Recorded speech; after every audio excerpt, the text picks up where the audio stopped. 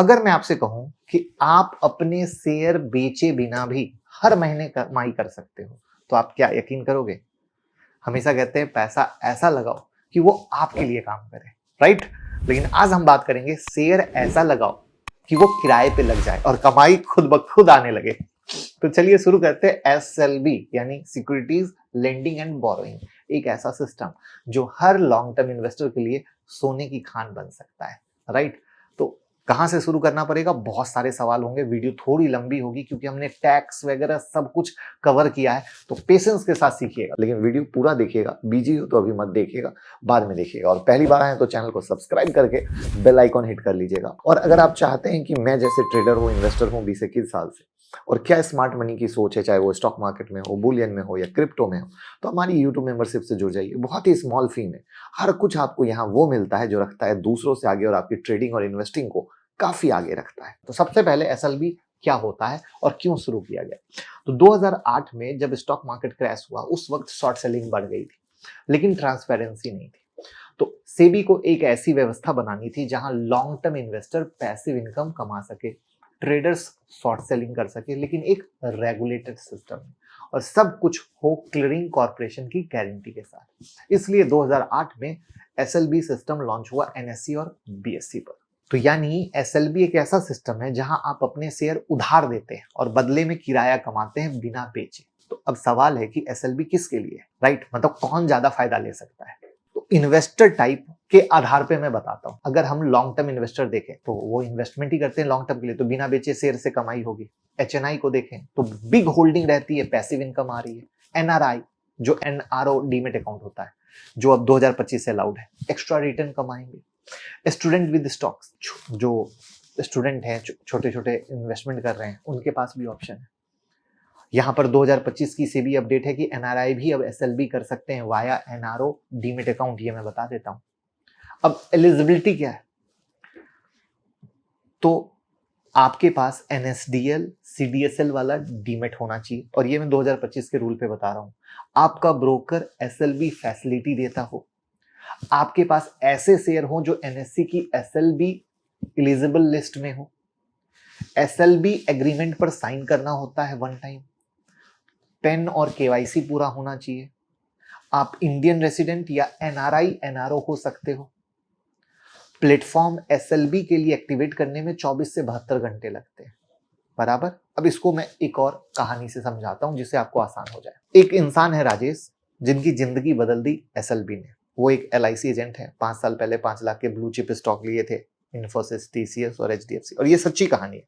वो उन्हें बेचना नहीं चाहते थे, लेकिन महंगाई बढ़ रही थी, वो चाहते थे कि कुछ एक्स्ट्रा इनकम हो सके। फिर उनके दोस्त ने बताया एसएलबी के बारे में, तो उन्होंने जीरोधा कंसोल में एसएलबी ऑप्शन एक्टिव किया। एक्टिव करना पड़ता है इसलिए किया, जैसा कि मैंने प्रोसेस बताया। तो इन्फोसिस के 1000 शेयर एक महीने के लिए एसएलबी पे डाले, और मैं एक एग्जांपल से आपको बता रहा हूं कि बदले में उन्हें मिला 3500 रुपया और रेंट एक महीने का। शेयर अब भी उनके नाम है। अब राजेश हर महीना 3500, 4000, 5000 कमा रहे हैं बिना शेयर बेचे, रेंट पर डाल। बराबर है? यहां तक तो बात समझ में आ गई होगी। तो अब रिटर्न कितना मिल सकता है, यानी लेटेस्ट इल्ड क्या है ना, एज पर एनएससी एसएलबीएम जुलाई डेटा की कुछ स्टॉक की, वो मैं आपको स्क्रीन पे दिखा रहा हूं। जैसे जोमेटो का मंथली यील्ड है 1.4% का, एनुअलाइज्ड रिटर्न 16.8 का, Adani enterprises, delta Corp, Tata power, ये सारे नाम आपको यहाँ पर दिख रहे हैं। तो जितनी ज्यादा डिमांड शेयर की शॉर्ट सेलिंग में है, उतनी ज्यादा यील्ड मिलती है। आप इसको ऐसे देसी भाषा में समझ सकते हैं। जिन शेयर में फ्यूचर एंड ऑप्शन का वॉल्यूम ज्यादा है, वहां एसएलबी में अच्छी कमाई होती है। इसको और आसान समझ सकते हैं, राइट? मतलब एकदम शॉर्ट समरी लाके खड़ा कर दिया आपको कि बाकी शेयर को काट दो, फ्यूचर ऑप्शन वाले पे, वॉल्यूम वाले पे फोकस कर लो। क्लियर है? तो एसएलबी में कौन कौन से शेयर होते हैं उसको और आसान कर लो। Nifty 500 stock, high volume mid cap stock. तो एनएससी की डिफाइंड सिक्योरिटी लिस्ट है, और फ्यूचर और ऑप्शन वाले शेयर एनएससी की ऑफिशियल वेबसाइट पर अपडेटेड लिस्ट और रेगुलर आती है। यहां तक मैटर क्लियर है? तो अब आप अगला सवाल करेंगे, कैसे करें एसएलबी, कौन से ब्रोकर पर अवेलेबल है?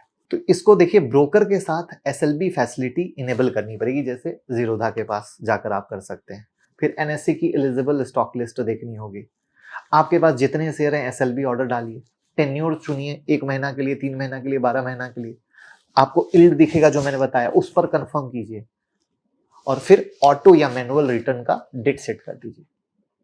क्लियर है? अब यहां पर आप डीमेट अकाउंट ओपन करना चाहते हैं तो लिंक डिस्क्रिप्शन में और कमेंट में पे, वहां पर हम लोग ये और भी गाइड कर देंगे। तो जीरोधा के कंसोल पे जाके आप कर सकते हैं। बाकी सारे ब्रोकर की लिस्ट आपको स्क्रीन पर दिख रही है।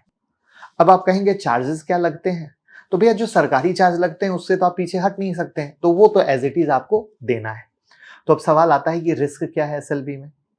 पहला डिफॉल्ट का रिस्क, मतलब आपके मन में आ सकता है ना कि अगर बोरोवर शेयर ना लौटाए जिसको आपने शेयर दिया है, तो एनएससी क्लियरिंग कॉर्पोरेशन गारंटी देती है, यानी सेफ है।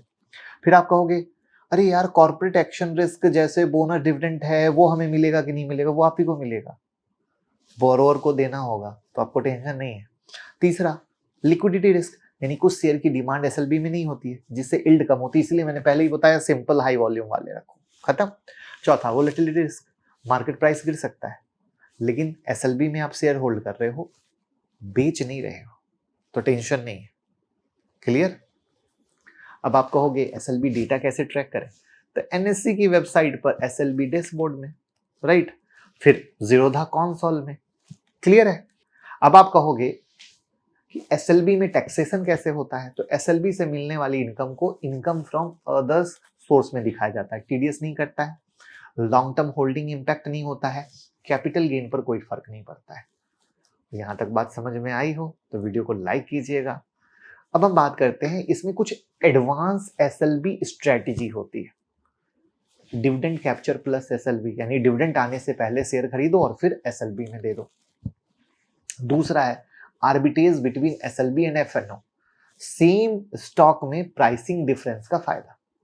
तीसरा illiquid share SLB rent fund, demand वाले शेयर में हायर रिटर्न मिल सकता है। अगर आप चाहते हैं इस स्ट्रेटजी को हम डिटेल वीडियो बनाएं तो कमेंट में लिखिएगा कि स्ट्रेटजी की डिटेल वीडियो बनाइए, हम जरूर बनाएंगे क्योंकि वो ऑलरेडी अलग बनेगी। अब एसएलबी को स्ट्रेटजी कैसे बनाएं? तो आप ये समझ लो कि एसएलबी को आपका घर है ना, मान लो उसको रेंट पे डालना है, वैसे सोचो कि लॉन्ग टर्म का इन्वेस्टमेंट उसका मंथली रेंट है। एसआईपी करने वालों के लिए एक्स्ट्रा इनकम सोर्स है, जो स्टूडेंट हैं इन्वेस्टमेंट करके छोड़ रहे हैं उनके लिए पॉकेट इनकम है, राइट। तो यहां पर कुछ बोनस टिप्स दे देता हूं कि क्वार्टरली रिजल्ट, बजट सीजन या इलेक्शन के पीछे एसएलबी यील्ड बढ़ जाती है, यानी ज्यादा कमाई का मौका है।